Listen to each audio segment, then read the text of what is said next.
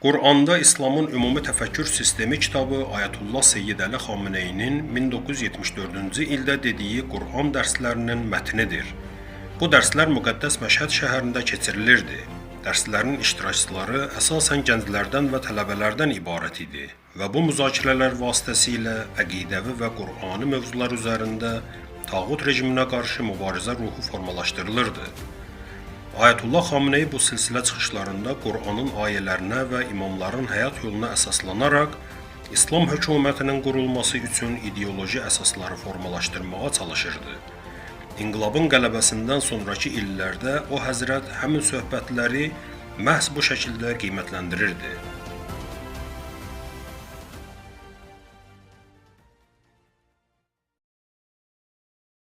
Əuzu billah, bismillah, elhamdülillah və sallallahu ala Muhammedin və alih. Əssalamu aleykum və rəhmətullah, əziz izləyicilər, sizləri xoş gördük. Allah Taala ibadətlərinizi qəbul eləsin. Bəhsimə bir misalla başlamaq istəyirəm. Dənizlə münasibət üç cür ola bilər. Bir budur ki, insan dənizdən qaçsın. Bir budur ki, insan necə gəldi dənizə girsin, orada batıb boğulsun. Bir də budur ki, yox, lazımi təchizatı götürsün, üzməyi öyrənsin, o dənizdən, o Allahın nimətindən gözəl istifadə eləsin. Biz keçən bəhsimizdə nə dedik? Dedik ki, iman insanı əmələ sövq edir. İnsanın iradəsini, insanın əzmini, möhkəmliyini artırır. Tənbəllikdən, süstlükdən insana nicat verir. İnsanın insan olmağında imanın nə qədər önəmi və rolu var? İndi keçən bəhsimizi bu bəhsimizə əlaqələndirək. Bu imanı saxlamaq, onu qorumaq üçün məsihlər ruhbaniyyət yolunu seçiblər.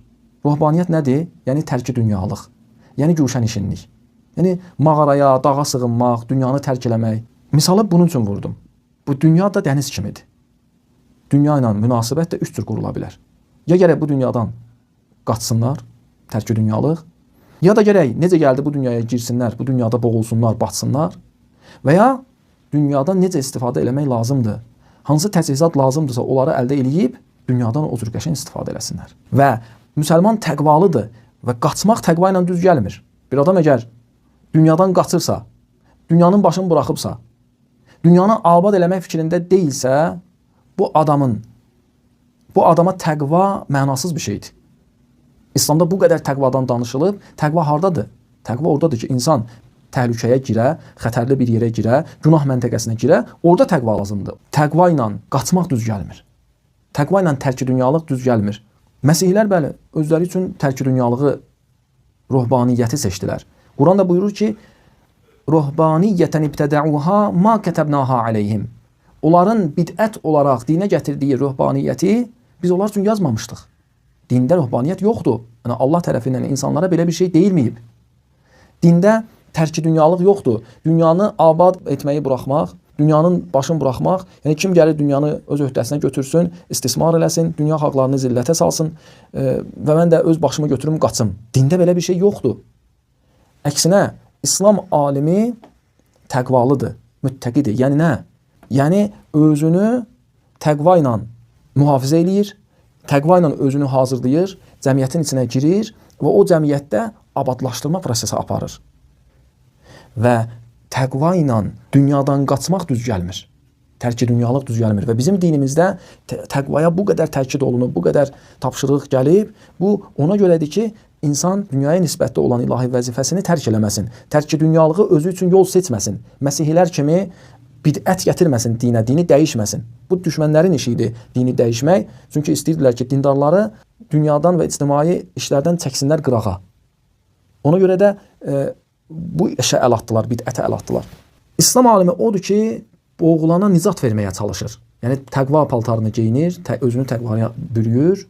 Gedir, girir günah məntəqəsinə, orada günahın içində boğulanlara kömək eləyir, onlara nicat verir. Bir agah müsəlman da belədir. Müsəlman, yəni məsuliyyət. Müsəlmanla məsuliyyət ikisi bir-birinə tamamilə bağlıdır.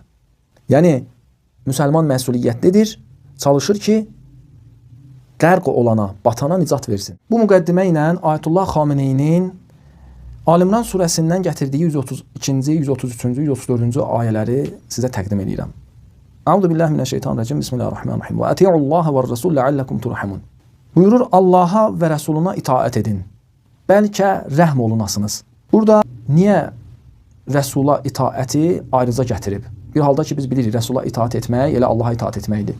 Əgər Quran təkcə Allaha itaət edin desəydi, Peyğəmbərlə döyüşənlər, Peyğəmbərlə müxalif olanlar, Məsihi ruhbanları, Yahudi xaxamları, bunlar hamısı iddia edə bilərlər ki, biz də elə Allaha itaət edirik. Bunlar hələ iddialarında birbaşda yuxarıdırlar. Quran deyir, وَقَالَتِ الْيَهُودُ وَالنَّسَارَى نَحْنُ أَبْنَاءُ اللّٰهِ Peyğəmbər buyurur, mən Allahın bəndəsiyəm. Amma bunların iddiasına bax, bunlar deyirlər, biz Allahın övladlarıyıq. Yəni, Allaha itaət elə biz eləyirik. Allaha itaət bizə məxsusdur. Allahın rəsuluna itaəti gətirməklə əslində cəmiyyətə meyar verir müsəlmanlara. Yəni, onlara deyir ki, cəmiyyətdə yalancı və fırıldaqçı özünü itaətçi kimi göstərən şəxsiyyətləri cəmiyyətə tanıdın. Onları ayırın. Necə ki, bu ayədə rəsul sözünü gətirməklə Allah Taala bu işi görür. Bizə öyrədir ki, siz də bu işi görün. Yəni, yalancı itaətçiləri gündə bir məscidin qabağında şəkil çəkdirib, əlində Quran tutanlar və Quran öpənlər, məscid qabağında şəkil çəkənlər və müxtəlif bu cür reklam edənləri biabır eləyin. Onlara ayırın həqiqi itaət edənlərdən. Onlar 1000 dənə qələt eləyib, zülm eləyib, fəsad törədib, sonra da gəlib bu işləri görməklə özlərini Allaha ən doğru itaət edən göstərmək istəyirlər. Quran buyurur ki, Ətiullah və Rasul ləalləkum turhamun. Rəhmət nədir? Rəhmət cəmiyyət içində necə formalaşıb? Bax, bugün bizim cəmiyyətimizdə harda deyirlər Allah rəhimdir? Əgər siz baxsanız, görərsiniz ki, əməl etməyəndə, günah eləyəndə və məsuliyyətdən qaçanda deyirlər ki, Allah rəhimdir. Yəni nə? Yəni, əməli eləmirlər, Allahın onlara buyurduğunu həyata keçirtmirlər, onun yerinə deyirlər ki, Allah rəhimdir. Cəmiyyətdə rəhmət belə formalaşıb. Amma Quranda tamamilə bunun əksinədir. Allaha itaət edin, Rəsuluna itaət edin, bəlkə Allahın rəhmətinə nail olasınız. O da hələ bəlkə. Yəni, əgər əməl etsəniz, itaət etsəniz, ümid var ki, sizə bu rəhmət şamil olsun. Əgər itaət edənə ümid varsa, o bəlkədirsə, itaət etməyənə rəhmət yoxdur. Quranın məntiqi budur. Yaxşı, itaət necədir Quranda? İtaət necə olmalıdır? Buyurur, ثُمَّ لَا يَجِدُوا فِي أَنْفُسِهِمْ حَرَجًا مِمَّا قَضَيْتِ وَيُسَلِّمُوا تَسْلِيمًا Əgər möminlər arasında bir ixtilaf düşsə və onlar Peyğəmbərə müraciət eləsələr, Peyğəmbər Allahın hökmünü onlara desə, onlar öz qəlblərində qətiyyən incilik və narahatçılıq hiss etməzlər. لَا يَجِدُوا فِي أَنْفُسِهِمْ حَرَجًا Heç bir qəlbi daralmaq, sıxıntı, nigarançılıq keçirtməzlər. Allahın qanunlarını onlar öz qəlblərində darlıq və məhdudiyyət, çətinlik, sıxıntı nəzərdə tutmurlar. Və yusallimu təslima Bunlar tam təslimiyyət göstərirlər Allah qanunları qarşısında. Və Allahın hökmlərini istəyirlər bərpa olsun. Və Allahın hökmlərinə təslim olmaq istəyirlər. Əgər bir millət Allahın əmrinə belə təslim olsa, ağlığa, böyülüyə çatar. Zəncirlər onun əl ayağından açılar. Belə olsa, Allahın rəhməti onların halına şamil olar. O birisi ayədə buyurur ki, وَسَارِعُوا إِلَى مَغْفِرَةٍ مِّنْ رَبِّكُمْ وَجَنَّةٍ عَرْضُهَا السَّمَاوَاتُ وَالْأَرْضُ أُعِدَّتْ لِلْمُتَّقِينَ Tələsin Allahın məğfirətinə, müsabiqəyə keçin bir-birinizlə Allahın məğfirətinə doğru. Və cənnətin arduhə səmavat vəl-ərz Böyüklüyü göylərdən və yerdən böyük olan cənnətə tələsin. Yəni, ey insan, sənin ən az qiymətin cənnətdir. Özünü cənnətdən aşağıya satma. Kim üçün hazırlanıb bu? Uiddət lil-muttaqin. Bu məğfirət və cənnət təqvalılar üçündür. Ey insan, sənə demirlər ki, başqalarından sürətli olma və get evdə balışı qoy başının altına yat. Öz enerjindən istifadə eləmə. Din buyurur, müsabiqə ver. Hər nə qədər bacarırsan artıq sürət götür. Amma müsabiqə ver, tələs nəyə? İlahi məğfirətə, ilahi cənnətə. Görürsünüz, İmam Xameneyi ağanın Qur'anı bizə çatdırmağında nə qədər bu tətbiq insanı əmələ sövq edir. İnsan bu bəhslərə qulaq asanda az qalır ki, yerindən sıçrasın, desin ki, mən bir əməl eləməliyəm, bir iş görməliyəm. O qədər insanı əmələ tərəf çəkir, gətirir həyata, yaşamağa. Buyurur, məğfirət nədir? Deyir, biz dünyəvi bağışlamağı görmüşük, elə bilirik ki, Allahın da bağışlamağı elə bu dünyada olan bağışlamaq kimi bir şeydir. Halbuki Allahın məğfirəti belə deyil. Burada bağışlamaqdan məqsəd budur ki, insan günah eləyəndə elə bil ki, bir qılıncla onun bədəninə möhkəm bir zərbə vurublar. Onun əti parçalanıb, onun o bədənində boşluq yaranıb, nöqsan yaranıb. Məğfirət budur ki, həmin o boşluq dola. o nöqsan aradan gedə. Tələsin yəni nə?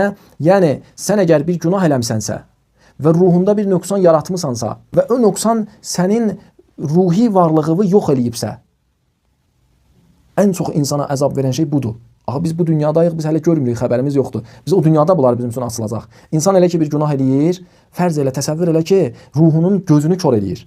İndi burada gözünü yum, bir neçə addım yol get, gör gedə bilirsən. Gör necə əziyyət çəkirsən. Bunu indi o dünyada bizim üçün açılanda biz o əzabı orada çəkəcəyik.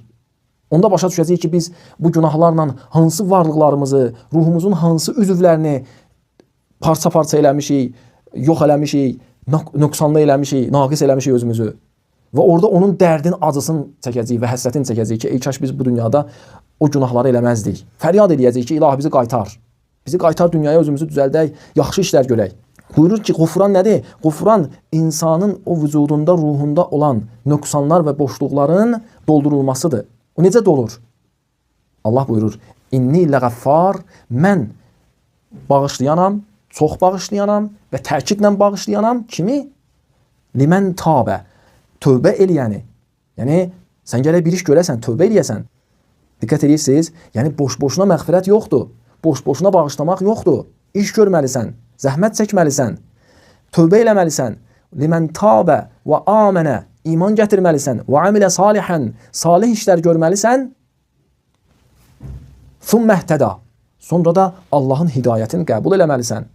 Allah buyurur, mən belə bir şəxsə qəffaram və bağışlayanam. Belə bir şəxsi, bəli, onun nöqsanını aradan götürürəm. Allah Teala Quranda buyurur ki, mən pislikləri yaxşılığa dəyişirəm.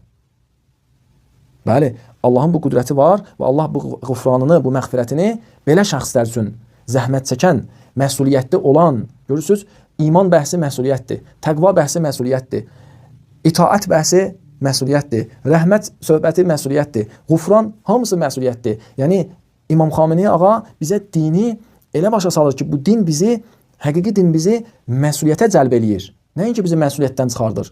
Və ondan sonra buyurur ki, müttəqinin, təqvalının 3 xüsusiyyəti var. Əl-ləzīnə yunfiqunə fis-sərrai və darra. Təqvalı infaq edəndir, xərcləyəndir.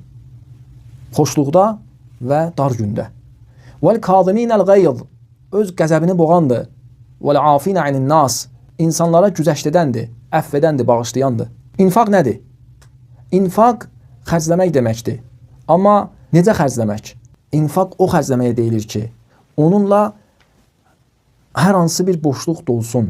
Yəni, ehtiyac var, bir boşluq var, o lazımi boşluq da olmalıdır. Həqiqi ehtiyac təmin olunmalıdır. Bu cümləyə diqqət edin, görün necə gözəl cümlədir. Buyurur, hardadır milyonlar xərcləyən şəxslər? Özü də zahirdə yaxşı işlər üçün xərcləyirlər. Hardadır? Quranın dili ilə onlara deməyə sözüm var. Gəlsinlər, onlara deyim ki, Quranın dili ilə onlara deyim ki, siz insanların ən bədbəxtisiniz. Buyurur, Qul həl nunəbbi'kum bil əxsərinə ə'malən. Sizə xəbər verimmi insanların içində ən ziyankar və ən bədbəxt kimdir? Əl-ləzīnə, o kəslərdir ki, zəllə sə'yuhum fil həyatid dünya.